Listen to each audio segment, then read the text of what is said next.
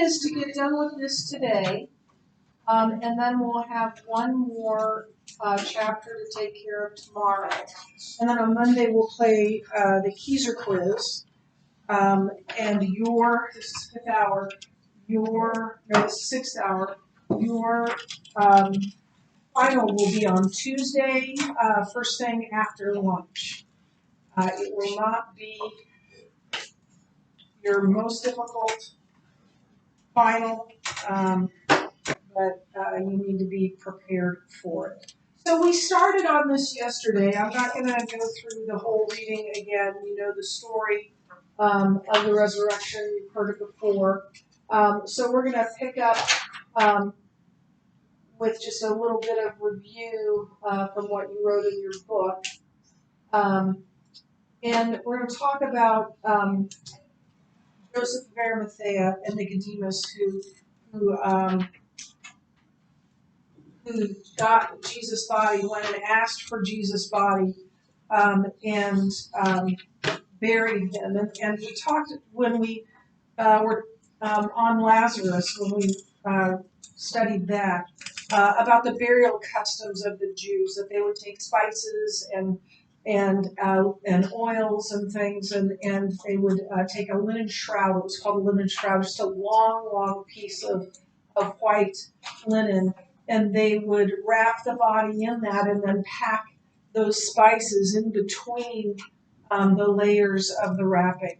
And in fact, that whole cocoon might have been as much as 70 pounds. So it was a good deal of linen and a good deal of spices and such. So after these things, Joseph of Arimathea, who was a disciple of Jesus, but secretly for fear of the Jews, asked Pilate that he might take away the body of Jesus. And Pilate gave him permission. So he came and took away his body, the body of Jesus. Nicodemus also, who earlier had come to Jesus by night, came bringing a mixture of myrrh and aloes, about 75 pounds in weight. So they took the body of Jesus and bound it in linen cloths with the spices, and as is the burial custom of the Jews. Now, in the place where he was crucified, there was a garden, and in the garden a new tomb in which no one had ever been laid. So because of the Jewish day of preparation, since the tomb was close at hand, they laid Jesus there. So that last part is talking about the fact that Sabbath began at sundown, and so they had to make sure before the sun went down that Jesus was buried, because to bury someone would be work, and that would have been against the law. So they were trying to get that done before nightfall.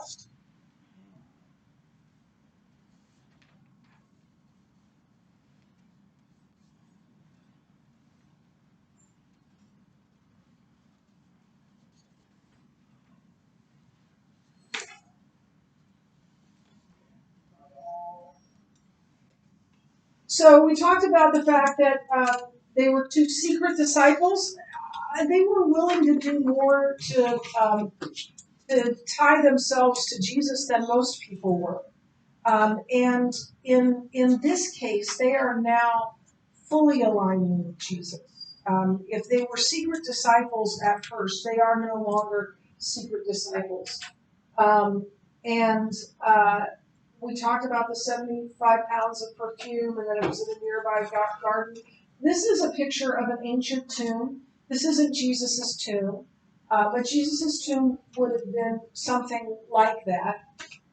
You can see the opening, and then in front, I thought there was a little. Yeah. There's a stoop there, but there's a trench underneath that, and that's where the stone would have been rolled in front of the tomb. Again, this was not Jesus' tomb. And then these were sad days for Peter and for the rest of the disciples. Because they didn't know what to do. They thought that they were going to, that Jesus was going to establish his kingdom on earth, and now he's dead. And so they were in hiding. They were mourning. But they were also hiding because they were afraid the Jews would come after them next. And that wasn't an unfounded um, uh, fear, right? Because they do end up all being martyred for their faith. But it's the women that went to the tomb first. You'll find out next year that if this was a made-up story, the last thing you would do is put the women being the brave ones and getting to the tomb first, and the men cowering in fear. The last story that you would have told if it was not true.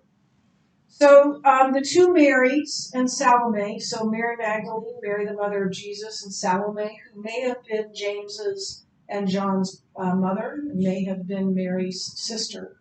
Don't know for sure.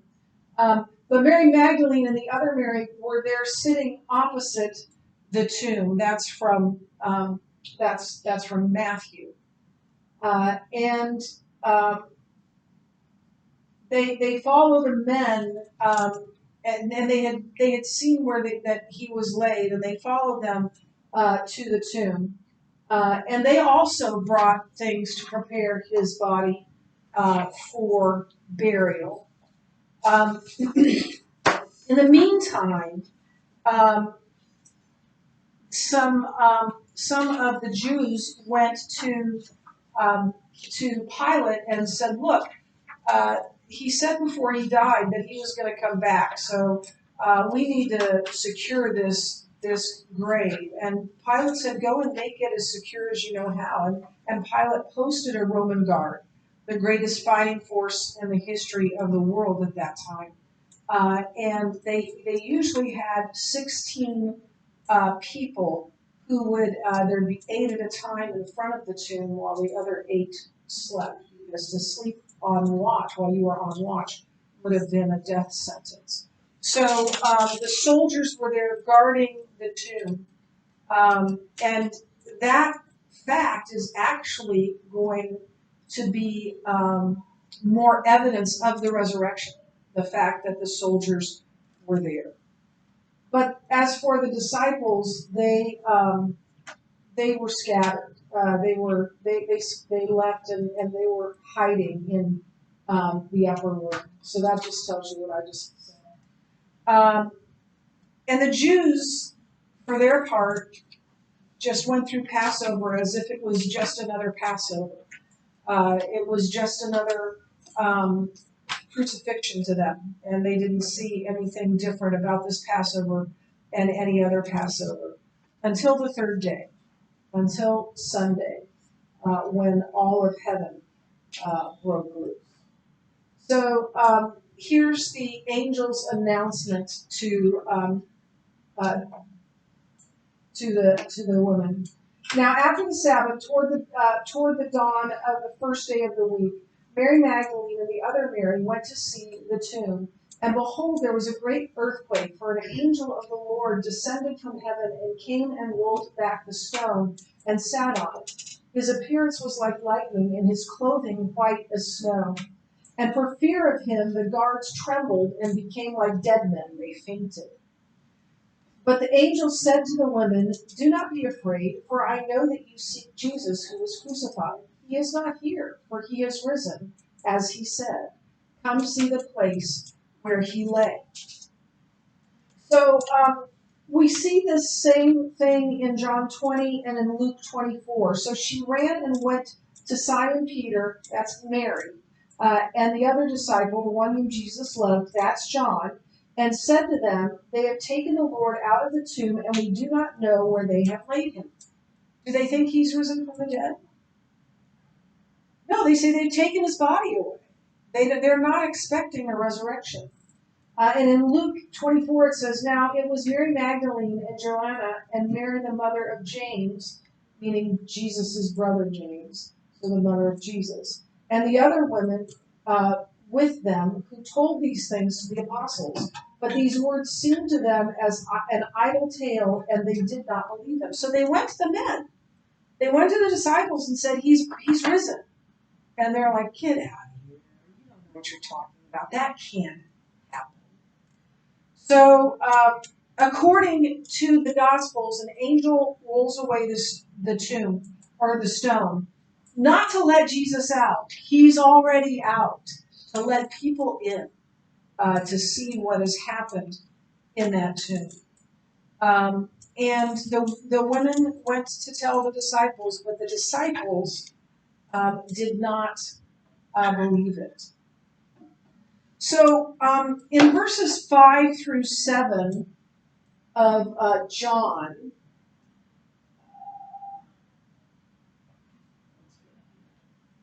it talks about what was in the tomb after Jesus left. So Peter went out with the other disciple, and they were going toward the tomb. Both of them were running together, but the other disciple outran Peter and reached the tomb first. Who's the other disciple? Yeah. Who's the other disciple? John. Who's writing this?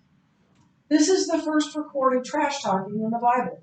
John wants to make sure that everyone knows that he won that foot race. The tomb. Peter was lagging behind. And stooping to look in, he saw the linen cloths lying there, but he did not go in. Then Simon Peter came following, huffing and puffing. I think he probably wanted to put that in. And went into the tomb. Interesting. We see there, once again, we see their personalities, right? John gets to the tomb first. He looks in, but he stays behind, right? John is the one that's not so impulsive. Peter goes charging into the empty tomb, not knowing who might be in there or what might be in it. And he saw the linen cloths lying there, and the face cloth which had been on Jesus' head not lying with the linen cloths, but folded up in a place by itself. Then the other disciple, John, who had reached the tomb first, he tells us again, also went in, and he saw and believed.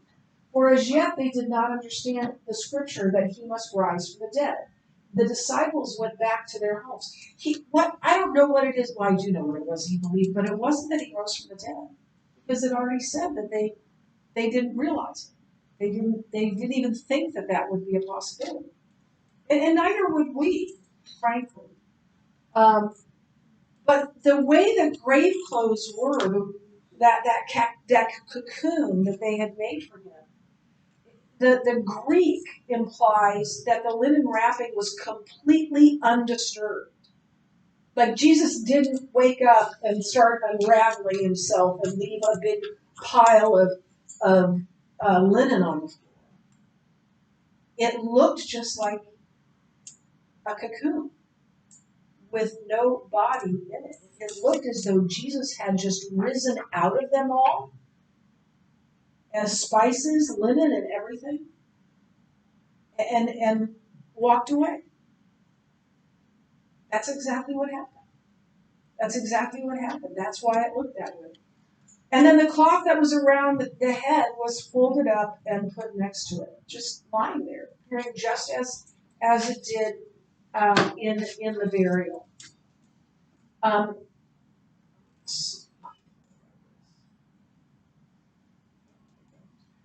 Gary Burge says this: here is a scene in which the body is missing, but the grave clothes appear undisturbed. Something purposeful has transpired.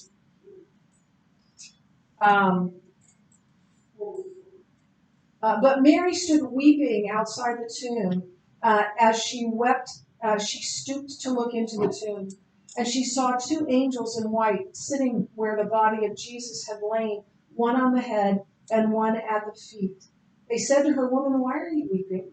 She said to them, "They have taken away my Lord, and I do not know where they have laid him." Having said this, she turned around and saw Jesus standing, but she did not know it was Jesus. Jesus said to her, "Woman, why are you weeping?"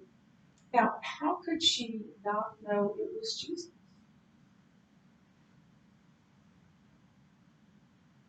Yeah, yeah. Well, and I think you guys won't this, but ladies, have you ever cried so hard that you can't see? That's happened to me. That your eyes are so filled with it, it just kind of looks like very grainy film. And I think she was grief stricken and crying, and she didn't realize it was Jesus. So supposing him to be the gardener, she said to him, Sir, if you have carried him away, tell me where you have laid him, and I will take him away. Jesus said to her, Mary. She turned and said to him in Aramaic, Rabboni, which means teacher. And all it took was a word, Mary, and she knew that it was Jesus. It's one of the most touching scenes in all of Scripture.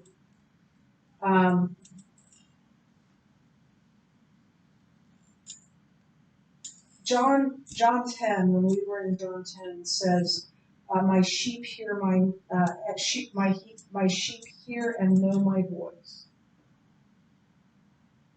Mary was one of those sheep. She heard and knew his voice, and he knew her name. And just as he knows each. So Jesus said to her, "Do not cling to me, for I have not yet ascended to the Father, but I am going to my brothers to say to them, I am ascending to you, my Father and your Father, and to my God and your God." Mary Magdalene went and announced to the disciples, "I have seen the Lord," and that he had said these things to her. It's interesting. It's interesting to me, this whole thing, because a lot of people say that because of the Apostles' Creed that he descended into heaven and then ascended descended into hell and then ascended, and so he couldn't be touched. I don't think that's what's going on here. There's no scriptural proof of him descending into hell. It's just in a creed, in an early creed. But what I do think is happening here is, I don't know if you've ever done this either, but someone you haven't seen in a long time, and you give them a great big hug, and you hang on, and you hang on, and you hang on. You're so happy to see them. I think he's saying, "Look, I'm not leaving again right now. You don't have to hug me so tight. I'm going to be around for you." I think that's what that is. I don't think it's anything like you can't touch his body. In fact, he's going to invite his disciples to touch his body, isn't he? He's going to say, look at put your finger here, put your hand here. So I don't think that has anything to do with it. So then the reaction of the disciples. On the evening of that day, the first day of the week, the doors being locked where the disciples were for fear of the Jews, Jesus came and stood among them and said to them, "Peace be with you." When he had said this, he showed them his hands and his side. Then the disciples were glad when they saw the Lord. Jesus said to them again, "Peace be with you. As the Father has sent you, even so I am sending you." And when he had said this, he breathed on them and said to them, "Receive the Holy Spirit. If you forgive the sins of any, they are forgiven. If you withhold forgiveness from any, it is withheld." Now Thomas, one of the 12, called the twin, was not with them when Jesus came. So the other disciples told him, "We have seen the Lord." But he said to them, "Unless I see in his hands the mark of the nails, and place my finger into the mark of the nails, and place my hand into his side, I will never believe." So when Jesus comes, he says, "Peace be with you." He uses the word peace. And Jesus is summing up his entire work and presence in the world. He has come to give the gift of peace. Peace between people and God, peace among believers, peace within the believer's heart. He promised he would bring them peace in John 14 through 16. "Peace I give you, my peace I give you, not as the world gives, I give to you," he said. And he's delivered on that. He's delivered on all of his promises. And the disciples believe them, and so can we. And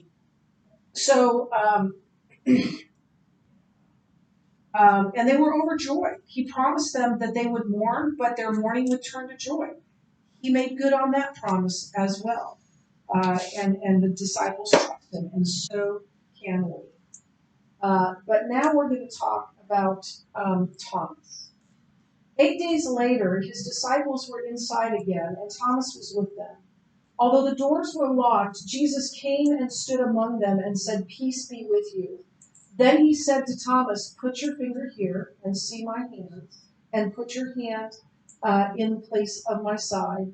Do not disbelieve, but believe." Thomas answered him, "My Lord and my God." Jesus said to him, "Have you believed because you have seen me? Blessed are those who have not seen and yet believe." Thomas gives a heartfelt profession, "My Lord and my God."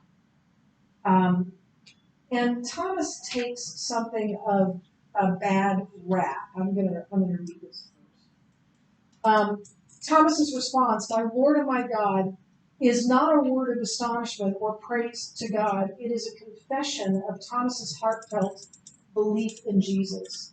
Thus, we learn that the most outrageous doubter of the resurrection of Jesus utters the greatest confession of the Lord who rose from the grave. So Thomas's faith it's not that Thomas's faith was blemished because he has seen. Blessed are you who were seen, but you have seen, but those who have not seen. It's privilege. Each of these disciples that saw Jesus die and saw him alive again are in a unique position in all of history to know without a doubt that Jesus rose from the dead. And John's record, along with the other Gospels, stand as proof of the resurrection of Christ. We'll talk more about that next year. And Jesus' wounds were credentials to a suffering race of human beings. He suffered even greater than we have suffered. And whatever we have experienced, he has experienced too. He's overcome by the cross. Pain, he's overcome it. Humiliation, he's overcome it.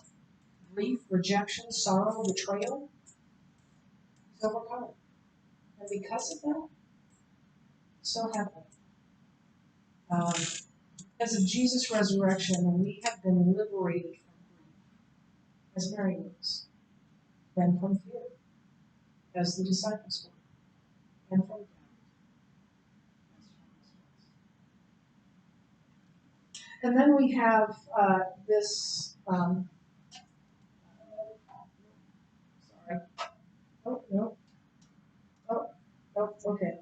And then he puts in this verse that says, "These were written that you may believe that Jesus is the Christ, the Son of God, and that they believe in him life in his name." And it sounds like that's the end of the story, the end of the gospel, but it's not. We have one more chapter, and we'll talk about that tomorrow. So I'm going to just read these couple of quotes, and then we'll be done for today. "The uniqueness of the scandal of the Christian religion rests on the mediation of revelation through historical events. Christianity is not just a code for living, for living, or a philosophy of religion. It is rooted in relevant events of history. To some people, this is scandalous because it means that the truth of Christianity is inexplicably bound up with the truth of certain historical facts. And if those facts should be disproved, Christianity would be false. This, however, is what makes Christianity unique because, unlike other world religions, modern man has a means of actually verifying Christianity's truth by historical evidence. And we will spend a good deal of next year talking about the hard evidence that we have for the resurrection of Jesus Christ, because it is the pivotal point of history. If Jesus Christ physically rose from the dead, it's all true. All of it. Christianity is true. If Jesus Christ did not rise from the dead, it is false. All of it. And we have good historical proof, gentlemen, for the resurrection of Jesus. John's purpose is not academic. He writes in order that men and women may believe certain propositional truth.